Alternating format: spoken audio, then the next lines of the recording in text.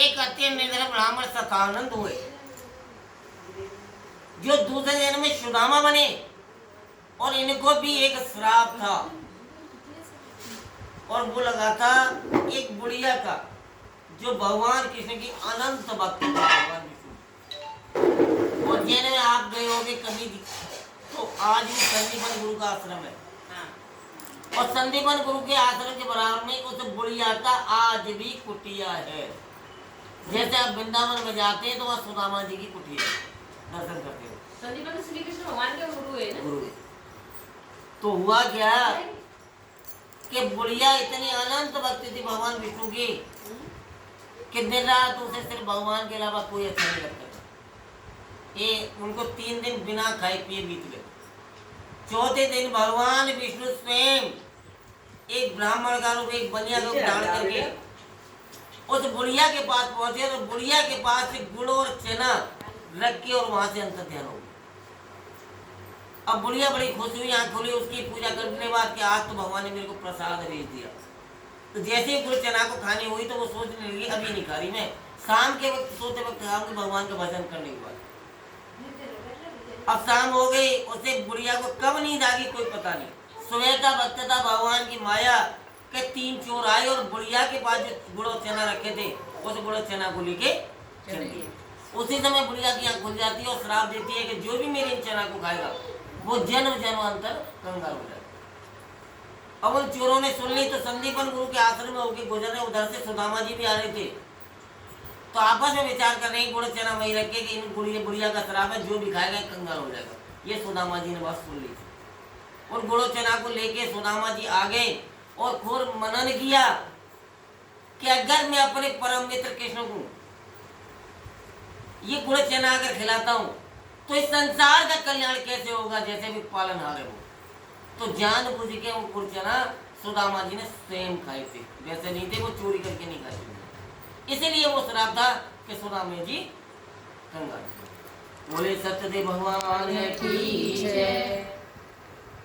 ब्राह्मणों से प्रेम करने वाले भगवान ब्राह्मण को दुखी देखकर पूरे ब्राह्मण रूप धर उसके पास आते। ब्राह्मण बोला मैं बहुत निर्दय ब्राह्मण भिक्षा के लिए पीड़ित में बताऊं, हे भगवान ये तो आप इसका उपाय जानते हो तो कृपा करें मुझसे। वृद्ध ब्राह्मण बोला कि सत्यनारायण भगवान वरवांछित फल देने वाले से ब्राह्मण तो उनका पूजन जिसके कहने से मनुष्य सब दुखों से मुक्त होता है। ब्राह्मण को व्रत का सारा विधान बतलाकर बूढ़े ब्राह्मण का रूप धारण करने वाले सत्यनारायण भगवान अंतर ध्यान हो गए। जिस व्रत को व्रत ब्राह्मण ने बताया उसे करूंगा, उसे रात में नींद नहीं आई। वो सवेरे उठ सत्यनारायण व्रत निश्चय कर भिक्षा के लिए चला। उसको भिक्षा में बहुत सा धन मिला, जिससे बंधुबांधों के साथ उसने सत्यनारायण भगवान के व्रत और किया। इसे करने से ब्राह्मण शब्द को से छोड़ कर अन्य प्रकार की संपत्ति से युक्त हो गया। बोले सत्यदेव भगवान की जय। एक समय ब्राह्मण धन ऐसे के अनुसार बंधु बांधवों के साथ व्रत करने को तैयार हुआ। उसी समय एक लकड़ी बेचने वाला बूढ़ा आदमी और बाहर लकड़ियों को रखकर ब्राह्मण के मकान में गया। जो दूसरा भगवान का नाम लिया था दूसरी बार, तो ये एक राजा भील बने और भगवान राम को जो है उनके चरण स्पर्श करके केवट बने, यानी कि एक ही चीज थी, और भगवान को चरण स्पर्श करके उनको चरणामत पी के मोक्ष को पाया था। उनको एक आज भी वो है भगवान ने वरदान दिया था, जाओ कल मैं तुम्हारी बड़ी महिमा होगी। तो ये ठाकुर लोग जो होते क्या ये राजा भील के वंशज तो है ये बात बताओ। अरे करौली से आए थे राम भगवान है क्षत्रिय जो बताता है सीता छोड़ी गई ताई तो जी शिकार कर रहे हिरण को शिकार कर रहे तो जी अब जाके जी कैसे सिद्ध हो रहा हूँ मुझे बहुत बाको कंफ्यूजन का विषय है कि जी या तो हटे बेटा जाला या तो मीट खाते तो जाके रहने शिकार करते या काय को शिकार करो इन्हें नहीं पहले ऐसा था। बहुत ज्यादा कंफ्यूजन का विषय है। शिकार एक पहले शिकार राजा महाराजा का शौक था। ये जरूरी नहीं है कि वो खाए इसको, ऐसा कुछ नहीं था, ये शौक था। जंगल में जाकर के उनके लिए शौक था। अरे ये जब उनसे बना ना तो बीटो पर बहुत नहीं अब देखिए शिकार करना राजा महाराजा के लिए शौक था, ये नहीं कि उसको हिरण को। तो यमुना जी फान पे थी अब उसमें में रख के जब ले जा रहे हैं, यमुना जी पार कर रहे हैं, तो यमुना जी तो ये सोचने लगी कि आज तीनों लोग के स्वामी आज मेरे दरबाजे पे उनके चरण स्पर्श करूं। और बाद जब ये सोचने लगे कि 8वां पुत्र भी आज यमुना जी मारे जाएगी। भगवान नारायण देव को पता था, उन्होंने चरण नीचे किए, यमुना जी चरण स्पर्श किए और 2 दाल दे दिए, अलग सूखा कर दिया। तो वहां पे एक प्रमाण ये आता है कि औरत की मांग में द्वापर से सिंधु भरा गया था। लेकिन जितने भी पुराण है, मैं नहीं मानता शंकर जी पुराण की जो बात है सही। शंकर भगवान के यहाँ पे था। तो कितने ये यहाँ की अपने यहाँ की बात मत करो, आप साउथ में जाइए, वहाँ की रामायण अलग है, सबके निचोड़ है, सबके बनाए गए। साउथ की तो अलग है, साउथ की तो उसको क्या मानते हैं उसको। हाँ। बोले सत्यदेव भगवान की जय। उसी समय एक लकड़ी बेचने वाले बूढ़ा आदमी बाहर लकड़ी को रख के ब्राह्मण के मकान में गया। प्यास से दुखी लग रहा है, उनके ब्रदर देख के ब्राह्मण को नमस्कार करने लगा कि आप क्या करें, इसे करने से क्या फल मिलता है। ब्राह्मणों ने कहा, सब मनोकामना को पूर्ण करने वाला सत्र भगवान का व्रत है, इसी कृपा से मेरे धन दान आदि व्रत हुई। ब्राह्मण से व्रत के बारे में जानकर लगाड़ा बहुत प्रश्नों और चेणामदन प्रसाद खाने के बाद अपने घर को गया। लकड़हारे ने अपने मन में इस प्रकार संकल्प किया कि आज जो भी लकड़ी बेचने से धन मिलेगा, उसी से मैं सत्यनारायण भगवान को उत्तम व्रत करूंगा। यह मन में विचार बूढ़ा आदमी लकड़ी अपने समझ रखकर जिन नगर में दरबार होते थे, वैसे सुंदर नगर को गया। उस रोज वहां पर लकड़ियों का दाम पहले दिनों से चौगुना मिला। तब बूढ़ा लकड़हारा दावले असंतुष्ट होकर पके केले भरी शक्कर की दही आटा इत्यादि सतल भगवान के व्यक्ति को सामने वो लेकर अपने घर को गया। फिर उसने अपने भाइयों को बुलाकर बेटे के साथ भगवान का व्रत पूजन किया। उस व्रत के प्रभाव से वो लकड़हारा धर्म संसार के समझ होकर अंत में वैकुंठ धाम हो गया। बोले सत्यदेव भगवान की। ये कलयुग है। अब मैं बताता हूँ एक चीज और रामायण की, कि हक तो केवल ब्राह्मण को ये पूजा करने का, लेकिन आज सबसे ज्यादा शूद्र कर रहा है। शूद्र कर रही है। भागवत देखो, कोई द्वापर में त्रेता युग में भी केवल ब्राह्मण ही पूजा करते थे, भगवान नाम पूजा नहीं के भी क्षत्रिय होते थे। होता क्या है कि एक ब्राह्मण में लिखा हुआ है, एक ब्राह्मण देवता थे, केवल उस बच्चे की मृत्यु हुई थी, उनके ब्राह्मण देवता के बच्चे की मृत्यु हुई। उस बच्चे की आयु थी 5300 वर्ष। 5300 वर्ष उस बच्चे की आयु थी और अपनी माँ का दूध पीता था। अपनी आप लोग हंसेंगे कि भैया तो, लेकिन ये फैक्ट है, क्योंकि आदमी 1000 वर्ष तक तो तपस्या में पूजा पाठ में व्यतीत कर देता था, इतनी आयु होती थी। अब जो 5300 वर्ष बच्चे की आयु दूध पीता था, मृत्यु हो गई उस बच्चे की। भगवान राम के दरबार में पहुंचे, भगवान राम स्वयं थे वहां जाके कहते हैं कि प्रभु भैया तो मेरे पिछले जन्म को गलत है, आज बाप के सामने बेटा खत्म हो रहा है, और या आपके कोई आप राजा हैं, आपके कोई गलत कर्म है जो आज बाप के सामने बेटा खत्म हो रहा है। भगवान में मानता हूँ, भगवान तो नारायण का रूप थे, भगवान विष्णु थे, तो सभी ऋषि इकट्ठे किए। तो वहां पे गुरु वशिष्ठ कहते हैं, हे राजन, दक्षिणपुरी में एक कुशध्वज नाम का एक होता शूद्र, और नीचे सिर और ऊपर पैर करके बहुत तपस्या कर रहा है। इसीलिए आज बाप के सामने बेटा खत्म हो रहा है, वो शूद्र है, वो उससे करेगा। उसी समय उस शूद्र का धड़ अलग किया भगवान राम ने, उसे स्वर्ग भेज दिया, उस बच्चे को जीवित किया। आज क्या है, कलयुग में यही रीजन एक चल रहा है कि पूजा पाठ हम लोग अलग हट चुके हैं। सूत्र का नाम हो शंभू, नहीं शंभू गोवा का नाम कुशध्वज, एक कुश और था, एक कुश था, एक कुश जात कुश था। जी इन्हें माँ से लौट जाएगा इसी लंका से, तब मारो तो बातें पहले मारो। नहीं, बाकी बात लंका के बाद मारो ना, प्रजा का नाम शंभू है। नहीं, एक उसमें है, सम्मुख नहीं है, ये मैं शर्त लगा लूंगा, कुशध्वज है। एक कुश थे, एक कुश था, और कुश जो था एक स्वार्थ भिक्षुक था, उसका नाम। आज मिलेगा ना, कल टमाटर। और मैं फिर प्रमाण है ना, अलग अलग है, हो सकता है तेरे उसमें तेरे पढ़ी हो वो सही हो, और मैंने जहाँ तक रामायण पढ़ी है, आपने रामायण पढ़ी है, मैंने तो उत्तरांचल में पढ़ी है। रामचंद्र में तो है नाटक लकड़हारे ने मैंने अपने मन में ऐसा संकल्प किया, जो भी लकड़ी बेचने से धर्म लगा उसी से मैं सतना भगवान को तुम रखोगे।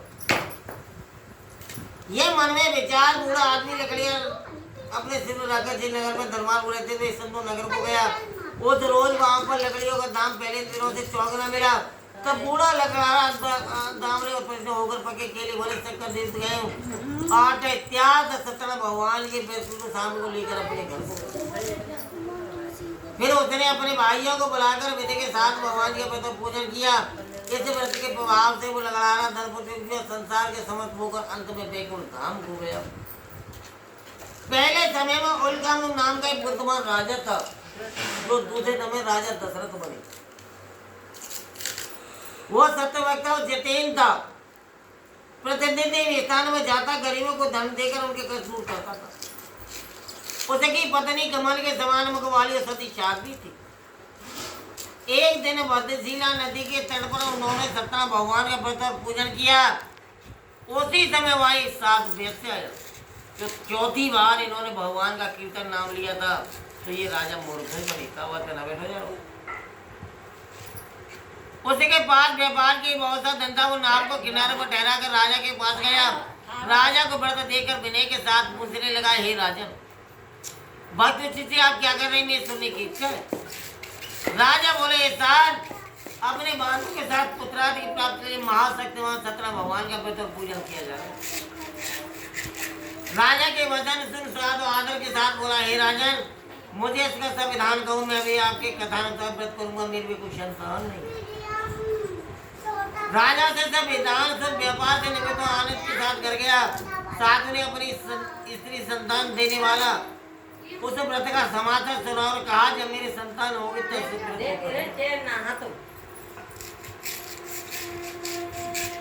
साथ में ऐसे वचन अपनी स्त्री लीलावती से। एक दिन उसकी स्त्री लीलावती पद का आनंद शानदार सत्यनारायण भगवान के पास एक गर्भवती होगी तथा 10वें महीने में एक सुंदर कन्या का जन्म हुआ। दिनों दिन ऐसे बनी लेगी जैसे शुक्ल का चंद्रमा, कन्या का नाम कलावती रखा। तब लीलावती ने मीठे शब्दों में अपने पति से कहा कि आपने जो संकल्प किया था भगवान का व्रत करूंगा, आपको सिखा। साधु बोला, प्रिय इसके विवाह पर करूंगा। इस प्रकार अपनी पत्नी को आश्वासन दे नगर को गया। जब नगर में पहुंचा तो देखने लगा कि कलावती शादी हो गई है, तो तुरंत ही दूध बुलाकर कहा कि मेरे पुत्र के लिए कोई बढ़िया सा वर देकर लाओ। साधु की आज्ञा पाकर दूध कंचन नगर पहुंचा और वहां पर बड़ी खोज देखभाल लड़के के लिए सहयोग बड़े पुत्र को लिया। और सहयोग लड़के को देखकर साधु ने बंधुबांधव से प्रतिष्ठित अपनी पुत्र का विवाह उसके साथ कर लिया। किंतु दुर्भाग्य से विवाह के समय में इस व्रत को करना भूल गया। तब श्री भगवान क्रोधित श्राप दिया, तुम्हें महान दुख प्राप्त हो। अपने कार में कुशल साधु बनिए जावता से समुद्र के समीप तनपुर नगर को गया। वहां दो सबसे जमाई राजा चंद्रकेतु में व्यापार कर लिया। एक रोज भगवान सत्यनारायण की माया से प्रेरित कोई चोर राजा का धन चुरा कर भागा जा रहा था, किंतु राजा के दूतों आदर देकर चोर ने घबरा कर भागते राजा के तन को वहीं चुपचाप रख दिया जहाँ दोनों सबसे जमाई ठहर होते। बोले सत्यदेव भगवान की जय। वैसे होती है, वैसे का कर्म सबसे गंदा होता है, लेकिन भगवान का नाम लेते एक वैश्या को भी सारदा भगवान क्यों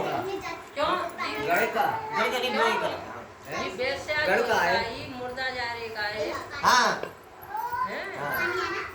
वो भगवान की माया थी ना, भगवान का इतना मोह था उससे। ब्राह्मण को जमाया था उसने, तो 5 बर्तन सोने के दिए थे उसने, दिए थे। और वो सबसे पहले अगर कोई मुर्दा जा रहा है उसके दरवाजे से तो अपना सभी काम छोड़ के और बाहर आती और खड़ी होती और वो बता देती कि ये जो मुर्दा स्वर्ग को जाए या नरक को जाता है। क्योंकि भगवान का नाम लेते लेते उसे इतनी भक्ति होगी। ठीक है, कर्म एक कसाई का होता है, जानवर काटता है। मैं पंडित हूँ तो मैं एक पंडिताई करता हूँ। कर्म अपने अपने जैसे अपना कर्म था, हमारा अपना कर्तव्य कर्म है, तो इससे मतलब नहीं। लेकिन वो बता देती थी। तो वहाँ पूछा वैसे से कि अगर हम तुम्हें पता कैसे चलता है कि ये नरक को जाए या स्वर्ग को जाए, तो उसने बताया कि जो अर्थी को कंधे पे ले जाते हैं 4 और उसके 2-4 पीछे चलते हैं, वो राम नाम सत्य बोलते जाते हैं। और उससे पीछे जो चलते हैं तो वो बड़ी बुराइयां करके जाते हैं। तो मैं उसी समय बता देती हूँ कि ये नरक का मार्ग है। और जो आदमी बुराई नहीं करता, राम नाम सत्य करते चलता है, उसी समय कह देती हूँ ये सुरख हो जाता है। और ये हकीकत है कि पीठ पीछे सभी बुराइयां करते हैं। जो अच्छा होगा उसके संग इंसान बोलते हैं अच्छा हुआ, तो ये गलत हो गया, और जिसका बुरा है तो कहेंगे हमारे को घर में छुट्टी है। तो वैसे इस तरीके से करी थी भगवान का नाम। कहानी लंबी है, लंबी कहानी है। ये सुबह पढ़ाती थी, सुबह पढ़ा का तारी। हाँ, ब्राह्मण को खिलाया था, ब्राह्मण मोहित हो गए थे, बलवान थे, सबको पता है कहानी की। बस अब जब तरीका थे तो बहुत लंबी पड़ जाएगी वहाँ।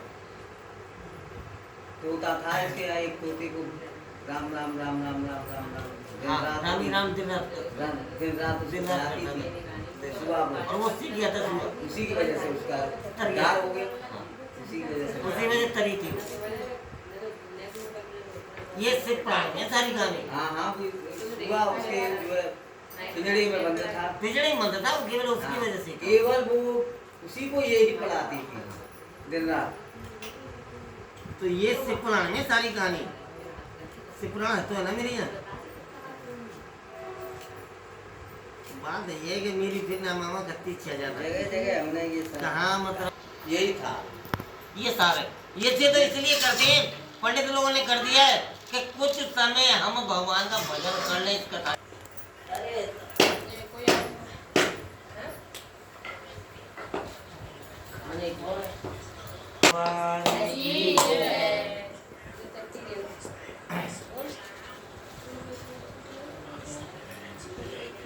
और सहयोग लड़कियों को देखकर साधु ने बंधुवान अपनी पुत्री के विवाह के साथ कर दिया। किंतु दुर्भाग्य से विवाह के समय में इस व्रत को करना भूल गया। तब श्री भगवान क्रोध श्राप दिया, तुम्हें मान प्राप्त हो। अपने कार्य कुशल साधु बनिए जामाता सहित समुद्र के समीप रतनपुर नगर को, और वहां दोनों सचमाई राजा चंद्र के नगर में व्यापार करने लगे। एक रोज भगवान सत्यनारायण की माया से प्रेत कोई चोर राजा का धन चुरा कर भागा जा रहा था। किंतु राजा के दूतों को आदत देखकर चोर ने घबरा कर भाग कर राजा के धन को वही बर्ताव रख दिया जहाँ दोनों ससुर जमाई थे। जब दूतों ने 7 वर्ष के बाद राजा के धन को रखा देकर दोनों को बांध कर ले गए, बड़ी प्रसन्नता से दौड़ते हुए राजा के समीप जाकर बोले, महाराज ये 2 चोर हम पकड़ लाए, आज्ञा दें। तब राजा की आज्ञा से उनको कठिन करा उसमें डाल दिया, उनका सारा धन छीन लिया। सत्यनारायण भगवान के श्राप द्वारा उनकी पत्नी बहुत दुखी हुई। घर पर धन जो रखा था उसे चोर चुरा के लिए सारी मानसिक पीड़ा तथा भूख प्यास से तो अन्न की चिंता में कलावती एक ब्राह्मण की घर गए। वहाँ उसने सत्य भगवान का व्रत होते देखा, फिर कथा सुनी तथा प्रसाद गए को रात को घर आए। माता ने कलावती से कहा, हे पुत्री अब तक कहा रही तेरे मन में क्या है? कलावती बोले, हे माता मैंने एक ब्राह्मण के घर सत्य भगवान का व्रत होते देखा। कन्या के वचन सुनकर लीलावती भगवान के पूजन की तैयारी करने लगी। लीलावती ने परिवार बंधु सहित सत्य भगवान का व्रत और पूजन किया और यह वर मांगा कि मेरे पदनामा सिखा जाए, साथ ही प्रार्थना की हम सबका अपराध क्षमा करो। सत्यनारायण भगवान में से संतुष्ट होकर राजा चंद्र के नगर में व्यापार कर ले। राजा चंद्र के स्वप्न में दर्शन देकर कहा, है राजन दोनों वैसे को प्रार्थी छोड़ दो। उन्होंने कहा, सब मैंने कह किया दे दो, नहीं तो तेरे धनराज पुत्र संरक्षण कर दूंगा। राजा से ऐसे वचन कहकर भगवान अंतर ध्यान हो गए। प्रातः कर राजा चंद्र के सभा में अपना स्वपन चुराया, फिर दोनों बड़े पुत्रों के सभा में बुलाया। दोनों ने आते ही राजा को नमस्कार। राजा मीठे वचनों से बोला, हे महानुभावों भाभी वैसे ऐसा करूँगा तो तुम्हें कोई दे नहीं है। ऐसा कहकर राजा ने उनको नई नई वस्त्र पहनाई। उन्होंने कहा, जितना धन लिया तो उसे दूना दे विदा किया। दोनों अपने वैसे अपने घर को चल दिए। बोले सत्यदेव भगवान की जय। वैसे ने मंगलाचार करके यात्रा की अपने नगर को चला। थोड़ी दूर निकलने पर दंडी वेशधारी सत्यनारायण ने उसे पूछा, हे साथ तेरे नाम क्या है? अभिमानी वर्षता बोला, हे दंडी आप ऐसा के पूछे क्या धलिनी की इच्छा है? अरे मेरी नाम है तो बेरे तथा पत्ते आ गए। वैश्य का कठोर वचन सुनकर भगवान ने कहा तुम्हारा वचन सत्य हो। दंडी ऐसा कहकर वहां से दूर चले गए। कुछ दूर जाकर समुद्र के किनारे पर बैठ गए। दंडी के जाने पर वैश्य ने नित्य क्रिया करने के बाद नाग को उसे अचंबा किया। नाग में बेल पत्ते आदि कर मुझे तो जमीन पर गिर पड़ा। फिर मूर्छा खोलने पर सोकर निकला। तो उसका दामाद बोला आप सोकर न करें, यह दंडी का शराब है, तरह उनकी सलमत चलना चाहिए, तभी हमारी मनोकामना पूर्ण होगी। दामाद के वचन सुन साधु बड़े दंडी के पास पहुंचा। अत्यंत भक्तों से नमस्कार बोला, हे प्रभु आपकी माया से मोहित ब्रह्मा आदि भी आपको रूप को नहीं जान सकते, तब मैं ज्ञान कैसे जान सकता हूँ। आप प्रश्न होइए, मैं सामर्थ्य के अनुसार आपकी पूजा करूँ को मेरी इच्छा करो, पहले मैं समान मौका मिलता हूँ। उसके भक्त वचन सुनकर भगवान कृष्ण इच्छा अनुसार वर्दी कर अनुसार ध्यान हो गए। तब उन्होंने नाव पर आकर देखा नाव धन से भरपूर है। फिर भगवान सत्यनारायण का पूजन कर साथ सहित अपने नगर को चला। जब अपने नगर के निकट पहुंचा दूध को घर भेजा। दूध ने साधु के घर स्त्री को नमस्कार कहा कि साधु अपने दामाद सहित नगर के समीप आ गए। ऐसा वचन सुन साधु की स्त्री ने बड़े हर्ष के साथ सत्यदेव का पूजन कर पुत्री से कहा मैं अपने पति के दर्शन को जाती हूँ, तो कानपुर करके शीघ्र आना। माता के ऐसे वचन सुनकर कराती प्रसाद छोड़कर पति के पास गई। प्रसाद के विज्ञा के कारण सत्य दुष्ट हो गए। उसके पति को नाव सहित पानी में डुबो दिया। कराती अपने पति को न देखकर उसे जमीन पर गिर गई। इस तरह नौका को डूबा कन्या को रोकता साधु को बोला, हे प्रभु मुझसे या मेरे परिवार से मुझे क्षमा कर। उसके दीन वचन सुनकर सतत प्रश्न होकर आकाशवाणी साल तेरी कन्या मेरे प्रसाद को छोड़कर आई है, इसलिए उसका अदृश्य हुआ। ये तो मगर जाकर प्रसाद खाकर लौटे थे पता उसमें मिलेगा। ऐसी आकाशवाणी सुनकर कराते ने घर पहुंचकर प्रसाद खाया। फिर आकर पति के दर्शन किए। तत्पश्चात साधु ने बंधमान और सत्यदेव का पूजन किया। उस दिन से प्रत्येक पूर्णिमा को सत्यनारायण भगवान के पूजन कथा करने लगा। किशोर होकर अंत में सुलोक हो गया। बोले सत्यदेव भगवान की लाला तो ईटा में नहीं तुम धन नाम का एक राजा था। उसने भी भगवान का प्रसाद त्याग कर बहुत दुख पाया था। एक समय वन में जाकर वनवासियों को मारकर बड़ के पेड़ के नीचे आया। वहां से बालों को भक्त वहां से बालों सत्यनारायण जी का पूजन करते देखा। राजा देख कर भी अभिमान वहां से गया नहीं, नमस्कार किया। जो बालों ने भगवान के प्रसाद उसके सामने रखा था, तो प्रसाद को त्याग कर सुंदर नगरी को चला गया। वहाँ उसने अपना संग कुछ नष्ट पाया तो जाने सब भगवान ने किया है। सब विश्वास कर बालों के समीप गया, फिर पूजन का प्रसाद खाया। तो सत्यदेव एक प्रकार से पहले जैसा था वैसा ही हो गया। फिर दीर्घ काल को शुभ होकर मरने पर सुन लोग हो गया। बोले सत्यदेव भगवान की